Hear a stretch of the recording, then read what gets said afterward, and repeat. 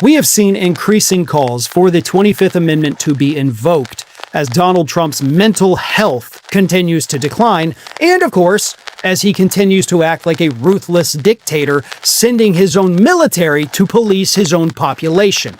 We have seen Illinois Governor J.B. Pritzker call for this. We have seen various members of the House on the Democratic side call for the 25th Amendment.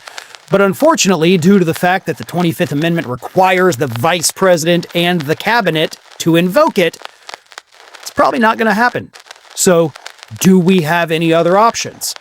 That, of course, leads me to our next viewer question from user 13BrightYellow, who asks, I understand that his cabinet is too sycophantic to ever call for the 25th Amendment to be enacted. Is there anything else that can be done when it's too obvious for anyone to not notice that his brain is gone? Short answer is no. There really is not. Obviously, we do not have national recall elections, so we can't do that. We can't get a recall petition. We would actually have to add an amendment to the Constitution, giving the voters the ability to either recall an election or for the voters to be able to invoke the 25th Amendment. And that, of course, we don't have the numbers to do that either. So no, in terms of 25th Amendment, there is nothing we can do. In terms of removing him from office, there is nothing we can do. He is there. And that is the reality we have to accept. But what we can continue to do is to educate people and remind them every single time Donald Trump's brain malfunctions that this is a man who is likely, according to the mental health professionals, suffering from dementia. And once we get that going, once that becomes the general theme, the voters will, some of the moderate ones, not the MAGA folks, but the moderate voters, the independent voters, will start to realize it. The more they hear it, the more they understand it, the more they accept it, and the more they realize they may have made a mistake voting for this guy and for the Republicans in general. So while we can't change the fact that Trump is in office until, January 20th, 2028, we can help people to not make the same mistakes in the future.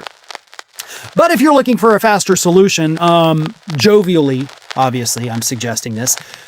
If you want Trump out of office, the only way for that to happen is for nature to say it's time to come home. So, I don't know, maybe send him some McDonald's gift cards. We know he loves that stuff. Just keep sending him fatty, greasy, fast food, and he'll keep shoveling it in. That's definitely not good for a guy that's on blood thinners, a guy that's on cholesterol medication, a guy that's on an aspirin regimen, who already has circulation problems. Fast food is like the worst thing in the world. So if you genuinely, just send him some fast food, I guess. But no, we're not wishing any harm on him. Obviously, I do not want him to die in office. I want his legacy to be exactly what he's turning it into. A horrible, ruthless wannabe dictator that is despised by a majority of Americans. That is his fate. I want nothing bad to happen to this guy ever, and I mean that sincerely, because I want history to remember this tyrant, and you should too. We want him to serve this full term, unless, of course, they do invoke the 25th Amendment. I'm okay with that. That's also part of his legacy. I don't want that man to die in office ever. I want him to live with the humiliation and live with the shame that he has brought upon the office of the presidency.